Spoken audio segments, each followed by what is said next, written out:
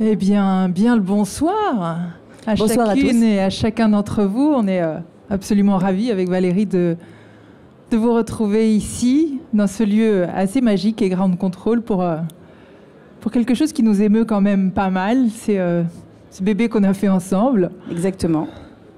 Il y a un an, quasiment jour pour jour, Jean-Pierre Bacry nous quittait.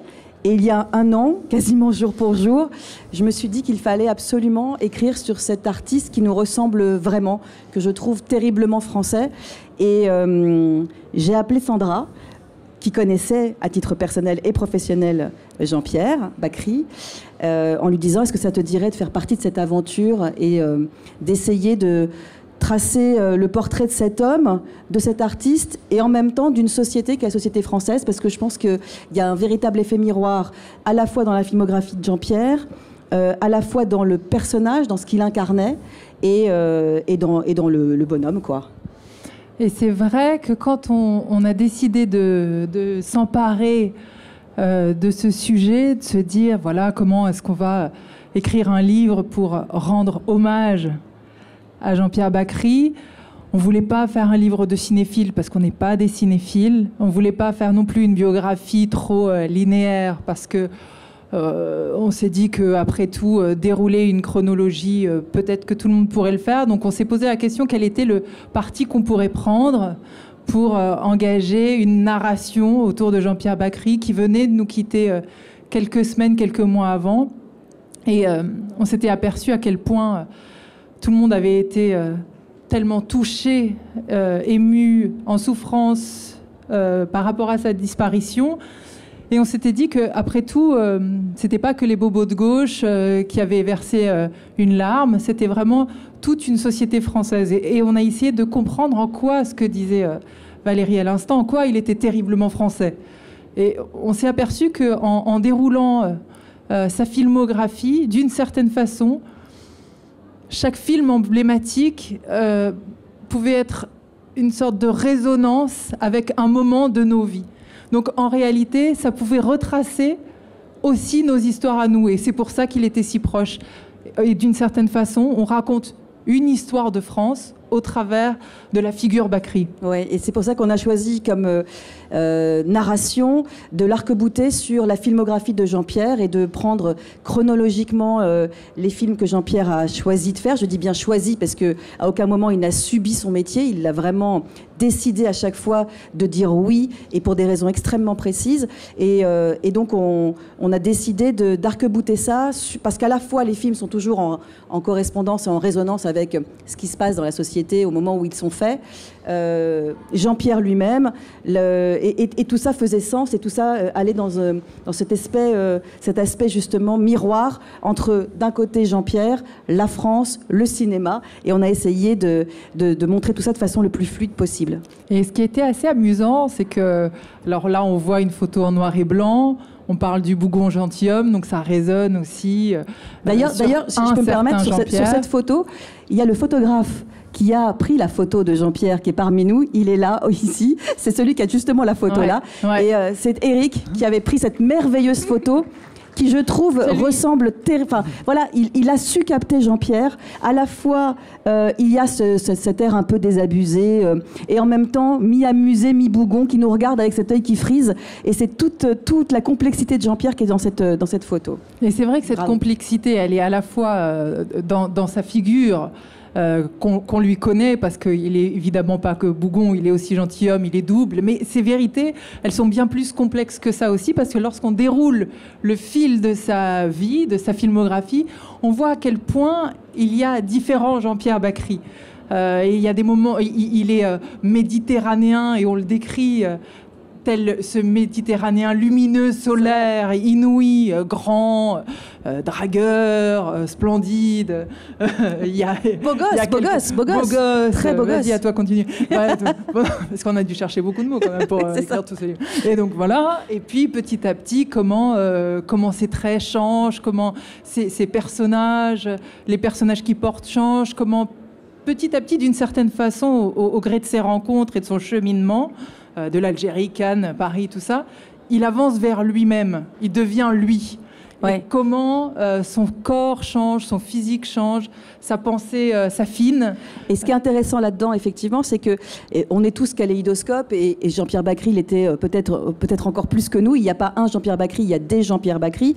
Et lui-même, en plus, s'amuse à avoir un regard très distancié sur le Bacry qu'il peut être il y a 10 ans auparavant ou même l'année dernière, et va un peu brouiller les pistes et s'amuser parfois à noircir le tableau. Il va noircir le tableau sur son enfance à Cannes. Il va se raconter plus réac qu'il n'était en réalité, etc., etc. Et la rencontre avec Agnès Jaoui, qu'on a évidemment abondamment commentée dans la presse et aussi dans notre livre, c'est non seulement une rencontre amoureuse, mais c'est une rencontre de deux cerveaux. Jean-Michel Ribes, qu'on a interviewé pour le livre, nous dit que ce sont deux plumages qui n'en ont fait qu'un. Et en même temps, il n'y a pas de fusion, il n'y a pas d'osmose. Et elle va chercher chez Jean-Pierre quelque chose qui préexistait, qui est un endroit de sérieux qu'il avait déjà. Donc il est faux de dire que Agnès Jaoui a créé un nouveau Jean-Pierre Bacry. En revanche, elle a été chercher quelque chose qui existait déjà, qu'elle a fait émerger. Oui, c'est ça. C'est un peu comme une sorte de révélateur, d'une certaine façon, ou comme chacun se révèle dans la rencontre avec l'autre. Comme toi avec moi et moi avec toi. Oui, c'est ça. On peut parler de nous, si vous voulez. Après, si vous voulez nous poser des questions, on peut. Mais nous, on pourrait parler du livre pendant des jours et des jours, parce que c'est ce qu'on a fait pendant des mois et des mois. Donc, n'hésitez pas. Mais si vous voulez poser des questions, il y a un micro qui est volant. Et qui viendra jusqu'à vous pour répondre à des questions. Mais qu'est-ce que tu voulais que je dise ? Non, et ce qui est très intéressant. Je sais ce que je voulais dire, c'est par rapport au mot que tu as employé, au mot d'osmose. Oui. Justement, Jean-Pierre Bacry lui-même avait vraiment cette volonté et le décrivait. Le fait d'être une cellule en soi, d'être authentique, et c'est ce qu'on démontre à quel point c'est quelqu'un d'authentique, et il n'était absolument jamais pour l'osmose.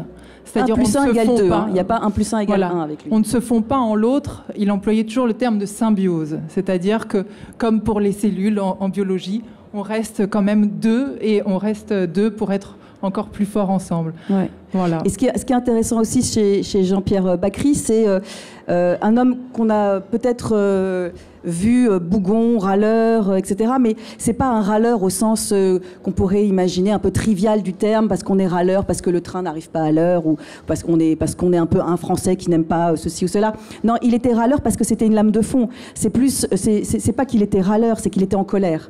Et donc c'est ça qui est intéressant aussi. C'est pas le réduire à quelque chose qui serait des emportements un peu vains. C'était vraiment... il était arc-bouté par quelque chose que son père lui avait dit depuis toujours. Il ne faut mépriser personne, et il faut surtout parler au président de la République comme à l'éboueur, et à l'éboueur comme au président de la République. À la fois être sans concession et sans mépris. Et c'est ça qu'on décrit aussi dans le livre, et d'ailleurs ce qui nous touche beaucoup dans les retours qui sont faits de lecture depuis que le livre est sorti il y a quelques semaines, c'est à quel point on découvre à la fois avec respect, mais ce rapport à l'authenticité et à la considération, la façon dont Jean-Pierre s'est fait aussi au travers de sa vie. Et ce qu'on essaie de décrire, c'est comment, dès l'enfance, le fait qu'il arrive... donc son père était facteur, peut-être certains de vous le savent, et sa mère travaillait, rendait service. Et donc ils sont arrivés d'Algérie, faisant partie des rapatriés d'Algérie en 62. Ils arrivent en France à Cannes, pas vraiment à Cannes centre, hein, plutôt le Canet, c'est-à-dire la banlieue, vivant dans des sans doute des bars HLM, mais personne ne peut décrire l'intérieur de l'appartement de quand il était enfant, parce qu'en réalité personne n'est jamais rentré chez lui. Il ne faisait rentrer personne parce que il y avait une certaine, je dirais pas honte, parce que jamais c'est un terme qu'il aurait pu employer lui, mais une sorte de respect peut-être de ses parents aussi. Comment ? Mise à distance aussi. Une sorte de mise à distance, d'autant qu'il était plutôt, pas désargenté, mais peu argenté par rapport à d'autres avec qui il était en classe. Et donc, il sentait qu'il avait un terrain de conquête immense devant lui. Et d'ailleurs, une des remarques que nous dit un de ses camarades de classe, à peine arrivé à 11 ans à l'établissement Carnot à Cannes, il dit « Mon père, il est facteur, il distribue des lettres, et moi, eh bien, je serai professeur de lettres. » voilà, dès le début, on sent qu'il y a quand même une sorte de déclic, un mépris, un déclic contre le mépris, et il voudra toujours gagner cette sorte de reconnaissance, pas pour être reconnu, mais juste pour lutter contre le mépris et toujours pour la considération. Et ça, on le retrouve dans tous leurs films, dans tout ce qu'ils écrivent. Il y a quelque chose de très Bourdieu chez Jean-Pierre Bacry, c'est vraiment l'absence d'assignation, c'est-à-dire qu'il refuse complètement qu'on l'assigne et qu'il soit tour à tour le pied noir ou le juif ou le comédien ou l'homme en colère ou le bougon. Il faut toujours faire le pas de côté, il faut toujours pouvoir avancer, et y compris quand on regarde un peu attentivement sa filmographie et puis ses rôles et les rôles qu'ils se sont écrits avec Agnès, à chaque fois les personnages évoluent, même à la marge, même un tout petit peu, même si ça paraît infinitésimal, mais il y a toujours une évolution. Ils ne supportaient pas l'idée qu'on puisse être assigné et ne pas oser évoluer et rester dans cette case qu'on vous a donnée à la naissance, au départ. Voilà, je pense que c'était magnifique tout ce qu'on vient de vous dire. Alors, Qui a des questions? Est-ce que vous avez envie de poser des questions? Ah tiens, Monsieur Jean-Daniel, monsieur l'éditeur. Monsieur l'éditeur de l'archipel. Je vais poser la première question pour lancer le... Ah, c'est bien, bravo. Alors, quelles sont selon vous les racines du rire? Qu'est-ce qui fait que tant de millions de Français se sont reconnus en lui? Qu'est-ce qui provoquait ce rire chez tellement de gens? Il y a différentes formes de rire quand même. Chez Jean-Pierre? Oui. D'abord, il y a le rire de son écriture, de sa plume. Et puis, il y a son jeu. Vas-y. Ouais. Non, et puis, il y a surtout... il a évolué dans sa façon de venir nous chercher dans le rire.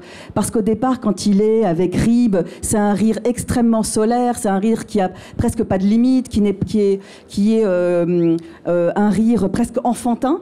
Et plus ils vont évoluer, et ensuite avec la rencontre avec Agnès, quand ils vont commencer à écrire Cuisine et dépendance, puis Un air de famille, etc., là, ça va être un rire qui va venir nous chercher dans un endroit qui est un endroit sociétal, qui est quelque chose qui va nous parler de nous.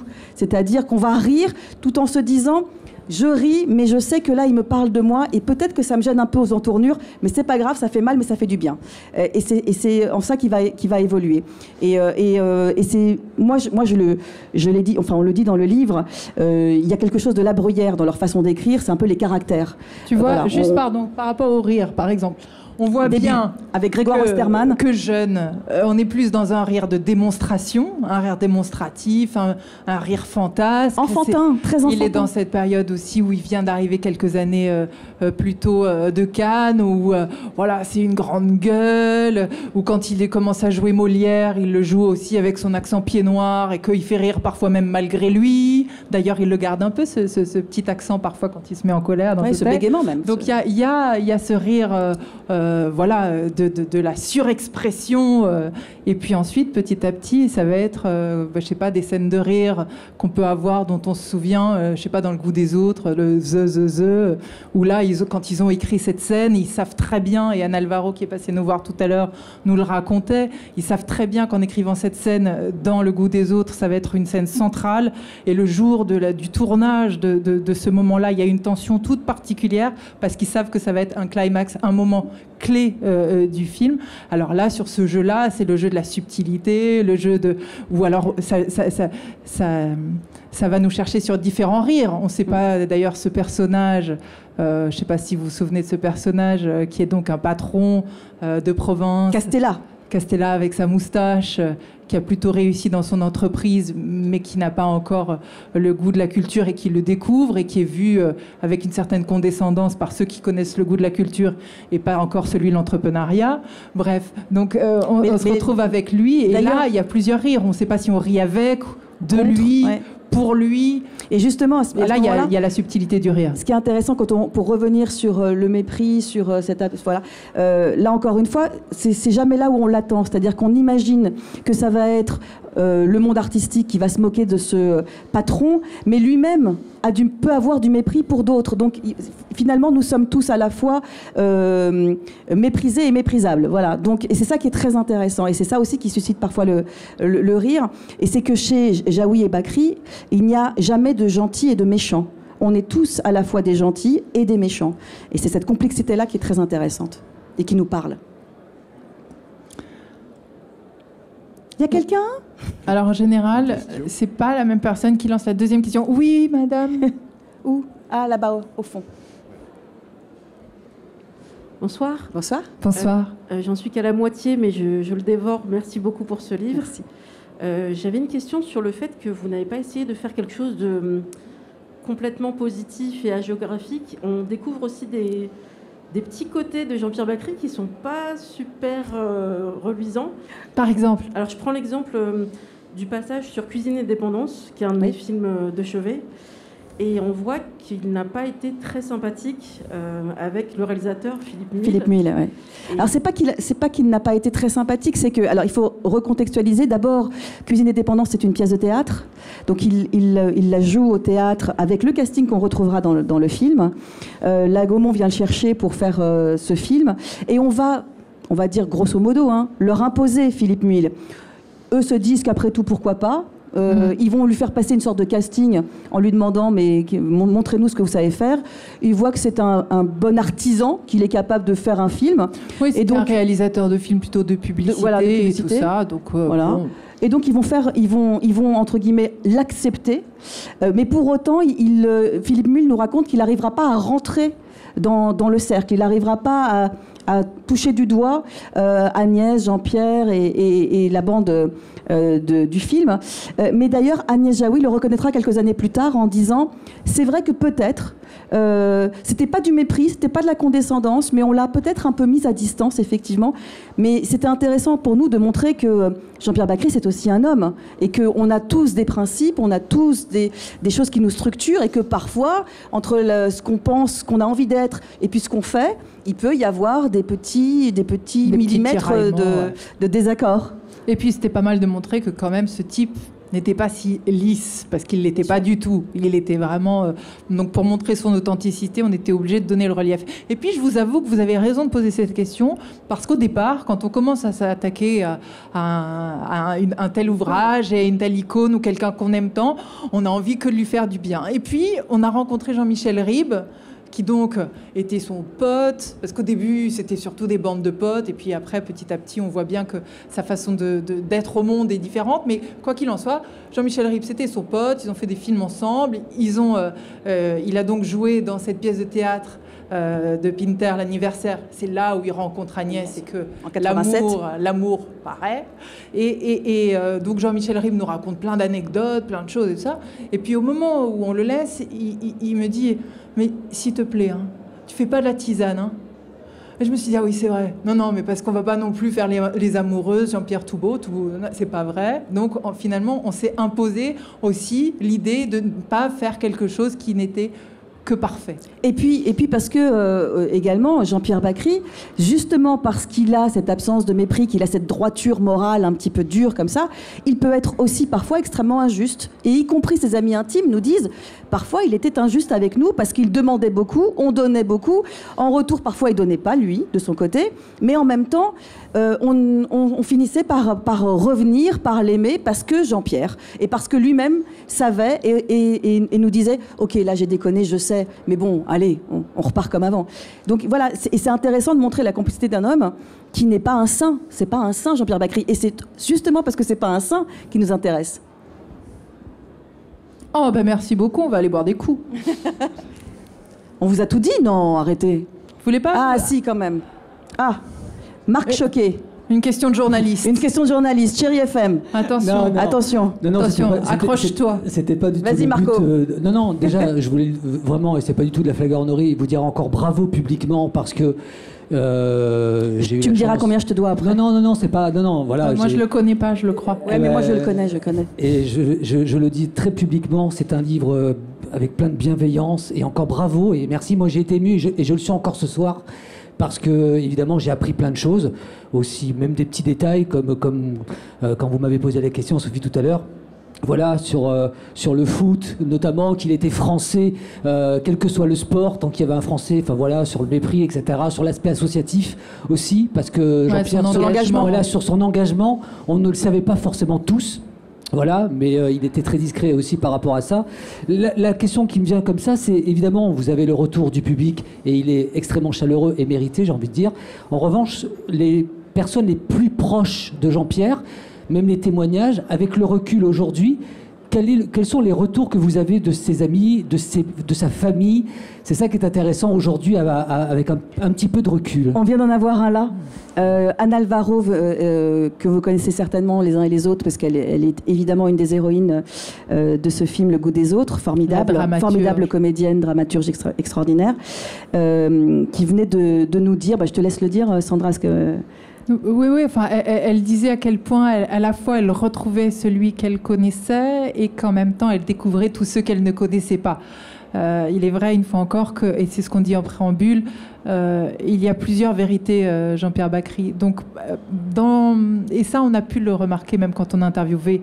Et après, je continue à répondre à la question mieux, mais quand on a interviewé chacun, on se rend compte à quel point chacun... Bon, après, on a l'habitude, quand on interviewe les gens sur quelque chose, ils parlent toujours d'eux-mêmes, mais il est vrai que, globalement, on nous donnait à chaque fois des visages très, très différents. Ça faisait un kaléidoscope.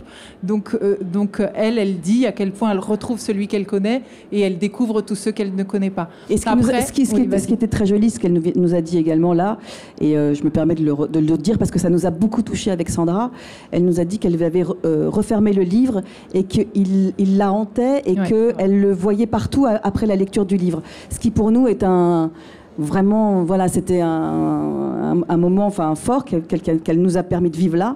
Et puis là, je viens d'avoir Grégoire Osterman, dont vous avez vu la photo. Voilà, Grégoire, qui est un ami de 40 ans. Oui, qui est bloqué, qui est un ami de 40 ans de Jean-Pierre Bacry, même si vous découvrirez, pour ceux qui n'ont pas encore lu le livre, qu'ils se sont brouillés à 1 ou 2 ans avant la mort de Jean-Pierre. Mais c'était des amis qui se connaissaient depuis qu'ils avaient 17 ans au conservatoire. Et qui m'a dit que le livre était à la fois une grande émotion et une grande joie et une immense blessure parce qu'il avait l'impression de l'entendre et de le voir et qu'il en a pleuré. Donc voilà. Donc pour nous, c'est les plus belles récompenses parce que avec Sandra, quand on écrivait, c'était notre angoisse, c'était de trahir les uns et les autres, ceux qui nous avaient donné leur confiance, parce que Jean-Pierre a un cercle d'intimes qui est réduit. Oui, qui est réduit. Et puis quand ils disent oui, on n'a pas envie de les trahir. Et puis de ne pas trahir Jean-Pierre lui-même, bien évidemment. Oui, parce qu'on sent quand même, quand Anne Alvaro parle de son fantôme derrière, en fait, nous, on l'a senti tout du long de l'écriture, quand même, la pression du fantôme. C'est ça. Regardez comme derrière l'épaule. Il n'était pas question de le décevoir. Et certaines personnes n'ont pas d'ailleurs voulu accorder d'interview parce qu'ils avaient peur, comme il avait dit dans ces dernières années, qu'il n'avait pas trop envie qu'on parle de lui.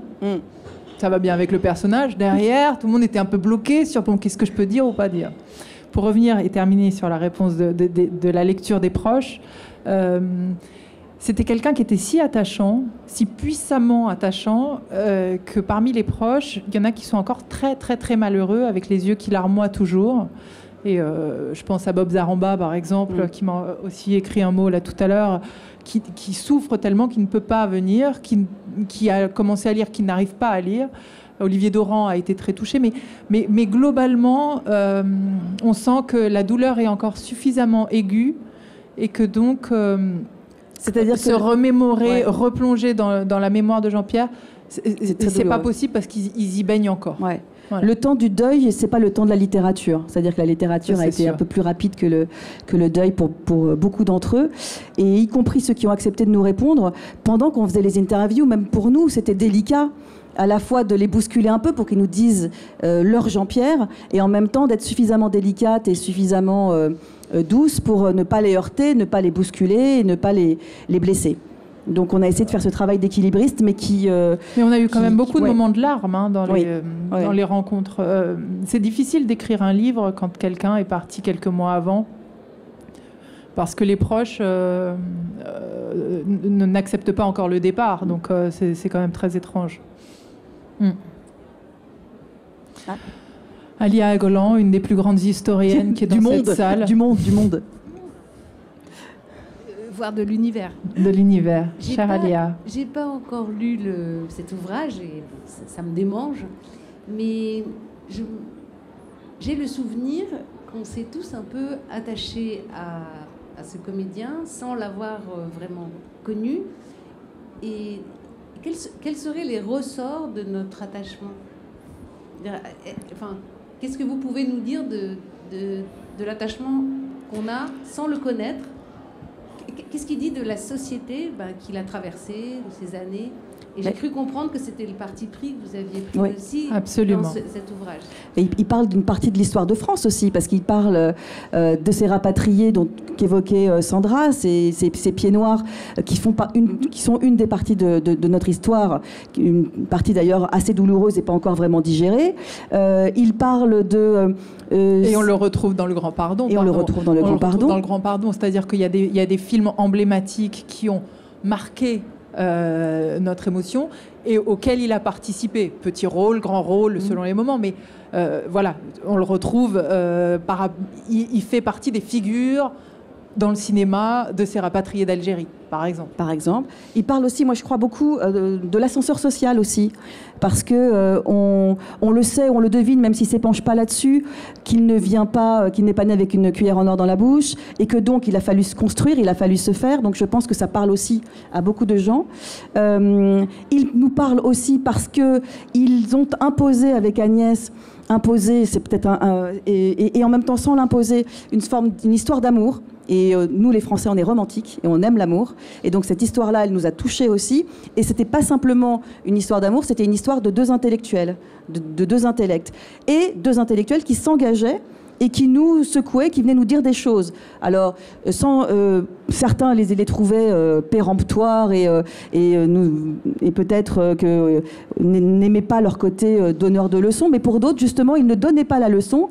Ils venaient nous dire là où, selon eux, on péchait, venez nous pointer du doigt les choses et après nous dire, écoutez, vous faites comme vous voulez. Et d'ailleurs, il s'est adouci, Jean-Pierre, avec le temps là-dessus, il était moins péremptoire. Mais on le retrouve aussi dans cette France qu'on appelle aujourd'hui la France des territoires, puisque bon nombre des films se retrouvent justement dans, tu vois, dans, je sais pas, un air de famille, on se retrouve dans une certaine France avec des repères même culturels, où c'est les repères de la famille qui va se retrouver. Le bistrot, Marcel, enfin il y a beaucoup de repères même visuels. Il y a énormément de repères où chacun peut avoir, ça peut résonner sur l'histoire de chacun. Ils se retrouvent le vendredi soir, ils parlent pas du Shabbat, mais il y en a qui peuvent se retrouver dedans, d'autres qui vont se retrouver ailleurs. Mais de toute manière, il y a des clins d'œil partout. Et puis après, il y a son engagement aussi, sa lutte contre l'extrême droite, son engagement pour SOS Racisme. Et il y a dans un air de famille, ce qui est intéressant aussi, c'est que il disait d'ailleurs que la famille, c'est la société. C'est une mini-société. Et donc, votre père ou votre mère vous assigne à la naissance en disant lui, c'est le rigolo de la famille, ou lui, ça sera le raté de la famille, etc. Et donc, dans un air de famille, c'est très intéressant parce que cette petite famille, c'est une petite France. Et il y a aussi de ça. Et à chaque fois, dans tous les films, il y a ce travail-là qui est fait en sous-texte. Absolument. Donc en sous-texte, dans les écritures, c'est très très présent. Et puis ensuite, dans certains choix de films, on va retrouver après, quand on le retrouve plus tard dans Le sens de la fête, après les attentats, ce moment où on a tous besoin de retrouver une certaine joie. Et donc c'est un film quand même de Nakash Toledano qui est totalement emblématique d'un besoin de l'époque. Il incarne ce retour à la fête ou ce retour à la connexion du vivre ensemble. Et donc à chaque fois, en fait, on voit bien à quel point ça résonne avec des besoins de la société au moment où il incarne, où il joue un film. Et c'est pour ça que, de façon insidue, eh bien, ça nous attache. Ouais. Je voudrais revenir sur le boss qui reprend une position. Oui. Je voudrais revenir sur le rôle respectif que dans le couple Jaoui Bakri, chacun occupe. J'ai eu le sentiment, au fil des films qu'on a tous vus, que malgré tout, l'attention du spectateur était concentrée sur Jean-Pierre plus que sur Agnès. Qu'est-ce que vous en pensez ? Ça, c'est votre goût personnel. Non, mais ce qui est intéressant de dire tout de même, c'est que effectivement, au départ, lorsqu'ils se mettent à écrire, il y a peut-être chez Jean-Pierre une volonté de mettre en avant sa compagne, qui, lui, est déjà un peu plus connu, il y a plus de notoriété pour lui. Et elle le dit d'ailleurs, elle dit j'ai écrit des rôles, je me suis écrit des rôles parce qu'on ne m'en proposait pas. Donc il y a peut-être ça aussi qui fait que... Et après, dans l'écriture des deux, alors peut-être que, parce que vous êtes omnibulé par Jean-Pierre, je ne sais pas, mais ils avaient très très envie d'écrire pour une troupe, et ils le disent. Et donc il n'y a pas un personnage qui prend le pas sur les autres. Et Jean-Pierre disait, on n'a pas avec Agnès envie d'écrire pour Jean-Pierre Bacri, Agnès Jaoui, et puis 14 crétins à côté qui font la part belle aux deux autres. Et ils sont en ça très théâtre. Ils aiment le théâtre et ils veulent faire au cinéma la troupe du théâtre. Et c'est pour ça d'ailleurs qu'on revoit souvent les mêmes figures qui reviennent régulièrement, et y compris qu'ils vont chercher des comédiens du théâtre peu connus du grand public qu'ils ont envie de mettre en scène. Dans l'écriture, tous les personnages ont la même densité psychologique. On sait autant de leur histoire, de leur géographie à chacun. On sait, il y a une sorte d'équité sur la puissance du personnage. Et d'ailleurs, je me souviens, dans la façon dont ils travaillaient, ils avaient chacun son cahier. Ils avaient d'un côté du cahier un début de synopsis, de narration de l'histoire. Et puis en retournant le cahier, il y avait une page par personnage. Et petit à petit, ils étayaient, ils construisaient la matière, ils sculptaient chacun des personnages et ils le densifiaient autant. C'est-à-dire qu'il y avait vraiment une volonté qui est, ce que disait Valérie, cette équité sur la puissance des personnages. Après, Jean-Pierre Bacri, en soi, il y a des gens qui sont des caractères, il y a des acteurs... Il imprime comme un Lino Ventura a pu le faire, ou un Gabin avant. C'est un caractère. Donc, quoi qu'il fasse, de toute manière, il a le relief, il a quelque chose, il a le soleil, il a la lumière, il a quelque chose, et ça va au-delà du texte, ça va au-delà du rôle, ça va au-delà de la lumière ou de la photographie. Il a quelque chose. Et plus il avançait, plus dans son travail, il recherchait dans la façon d'être comédien une approche très naturaliste, le moins d'effets possible. Il était fasciné par ça. D'ailleurs, il le dit à Grégoire Osterman. À un moment, ils vont au cinéma et puis je ne sais plus quel film il voit et il dit à Grégoire Osterman, regarde comme il fait rien. C'est ça qui lui plaisait. Oui, il y a des comédiens formidables qui arrivent et qui se griment et qui en font des caisses et c'est extraordinaire. Et lui, ce qu'il recherchait, c'était le minimalisme, le naturalisme. Et c'est pour ça d'ailleurs qu'on revient à la question précédente qui est, il nous ressemble parce que justement on a le sentiment qu'il ne joue pas, qu'il est. Et d'ailleurs, pour compléter ça, il y a quelque chose que j'ai trouvé vraiment passionnant dans sa façon d'aborder son rôle, et même que des jeunes comédiens comme Arthur Dupont ou d'autres jeunes comédiens qui l'ont énormément aimé et qui l'ont suivi rapportent, c'est qu'en fait, il a une sorte de vérité dans le jeu. Il ne supportait pas de se voir. C'est-à-dire qu'il il ne regardait aucun film où il était. Il ne regardait pas les images. Quand Agnès réalisait, elle, les films qu'ils avaient écrits ensemble, il ne regardait pas les scènes pour voir si c'était bon. Ce qu'il faisait, c'est que tout le travail se faisait à l'oreille.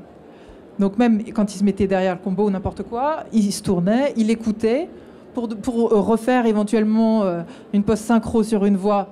Il était très embêté parce qu'il ne supportait pas de se regarder. En revanche, toute la vérité du jeu, que ce soit sur lui ou sur les autres comédiens, ça se fait à l'oreille. Et Jean-Pierre Duret, qui était leur ingénieur du son, qui est absolument formidable, nous dit ce qui était très important, par exemple, même quand il se mettait derrière le combo, il ne regardait pas le combo, il fermait les yeux. Il écoutait la scène pour voir si les camarades jouaient juste. Il écoutait la scène pour voir. Oui, c'est ça. Il écoutait la scène pour voir, mais c'est exactement ça. Il écoutait la scène pour voir si ça sonnait juste, parce qu'en plus, le mot, le verbe faisait sens. Chez Jean-Pierre Bacri et Agnès Jaoui, on ne prend pas un mot pour un autre. Si on veut dire joli, on dit pas beau. Si on veut dire sympa, on dit pas cool. Enfin, vraiment, chaque mot, il pouvait rester, et ça, Pascal Bonitzer nous en avait parlé quand ils ont relu ensemble les films qu'ils ont faits, il pouvait rester 2 heures, 3 heures sur une virgule, sur un mot. C'était essentiel. Oui, monsieur. Oui, monsieur David Coudizer. Bonsoir. Bonsoir.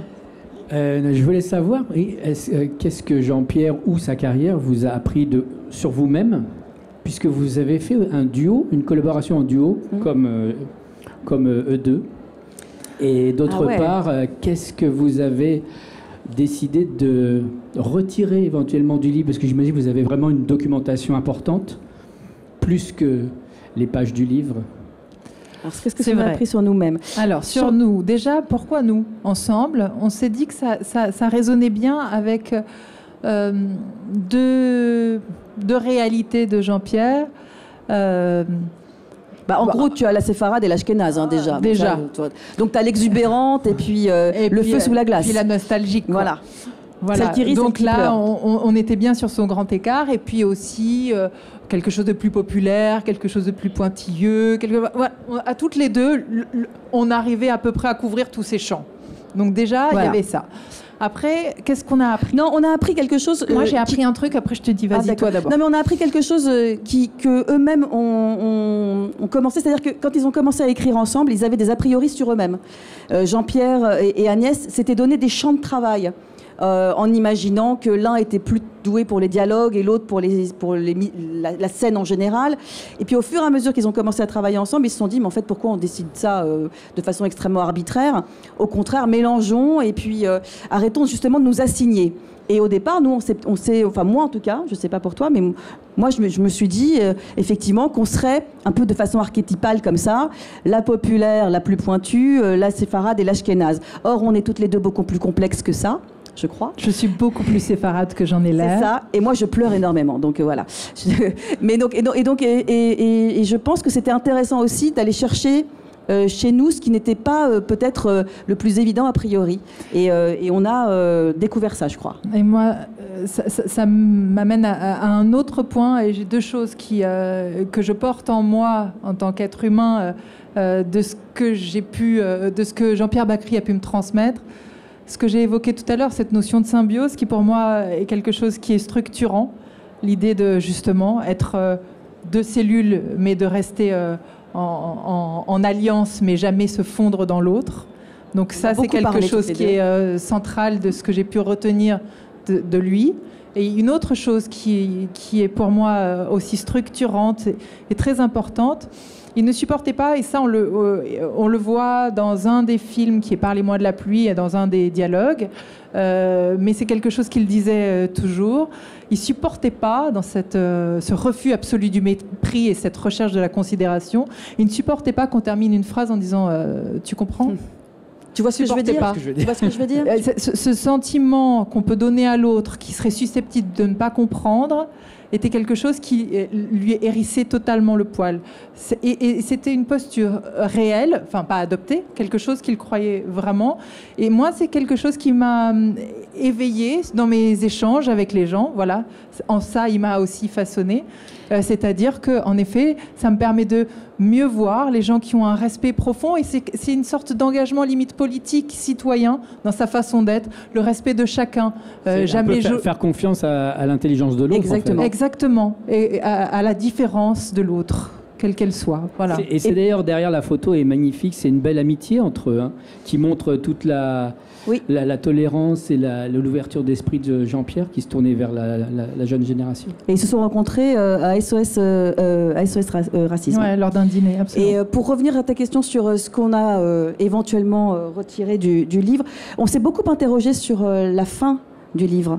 Est-ce qu'on allait jusqu'au bout? Est-ce qu'on parlait de l'enterrement? Est-ce qu'on allait là, dans cet endroit-là? On aurait pu. Et puis on a réfléchi avec Sandra, et ça nous semblait plus élégant, et ça nous semblait plus ressembler à Jean-Pierre de s'arrêter avant, et justement de prendre une de ses phrases qu'il a dites quelque temps avant de partir, qui était « Je pars avant les emmerdes ». Et justement de ne pas écrire ces emmerdes-là. Voilà. Absolument. Et ça nous semblait intéressant de rester suspendu, parce qu'encore une fois, oui, il est parti, mais on avait envie que justement dans le livre, il ne soit pas vraiment parti. Et voilà. Et il y a leur dernier film qui est sorti, c'était Place publique, qui parle justement du rapport à l'intime et du rapport à l'image, qui est quelque chose qu'on retrouve dans tous les films. Donc on ne va pas faire une analyse de l'image dans les films, mais il y a quand même un rapport à l'intime et un rapport à l'image, une question de pudeur qui est centrale dans leur vision. Et le dernier film s'appelle donc Place publique. Et si on remonte 4 ans avant, puisqu'il faisait à peu près un film tous les 4 ans, Dans une des interviews accordées à un journaliste suisse, à un moment, on leur pose une question sur est-ce que vous aimez toujours alors qu'ils étaient séparés, enfin un truc qui est du registre de l'intime. Et Jean-Pierre répond vous entendez bien que vous me posez une question qui est de l'ordre de la vie privée et on est là sur la place publique. Vous entendez bien la différence entre le privé et le public. À partir du moment où on sait que quelqu'un n'a pas envie de livrer son intime sur la place publique, tout ce qui va nous tenir dans le fil narratif de notre histoire, c'est de respecter ça. C'est tout le chemin de crête du livre. Il y a plein de choses, en fait. évidemment, qui auraient pu être crasseuses, des histoires de fesses ou n'importe quoi, qui ne sont pas dans le livre, parce que ça n'a absolument aucun intérêt dans la narration du personnage. En revanche, certaines rencontres où ça crée une porosité, où ça le réoriente, plus colère ou plus sobre, ça on raconte ce qui l'aide à se faire. Mais voilà, il y a plein de choses crasseuses qu'on raconte pas. En gros, tout ce qui fait sens dans la vie de Jean-Pierre, des rencontres, y compris des rencontres amoureuses, on peut les évoquer parce qu'elles font sens, parce que tout à coup, elles permettent à Jean-Pierre de prendre une direction ou une autre. Mais en revanche, fouiller l'intime pour fouiller l'intime, c'est absolument pas l'objet du livre, et c'était notre chemin de crête, c'est-à-dire de ne pas tomber là, dans ce ravin-là. D'autant que ça n'intéresse absolument personne, et déjà pas nous. Voilà. Merci. Merci. De rien, monsieur. Est-ce que quelqu'un veut raconter son Jean-Pierre? Non. Des questions? Non plus? Alors, on va boire un coup? Allez, on va boire un coup. Allez, signez le livre, si bah oui, vous voulez bien le lire. sûr. Merci à vous. Merci.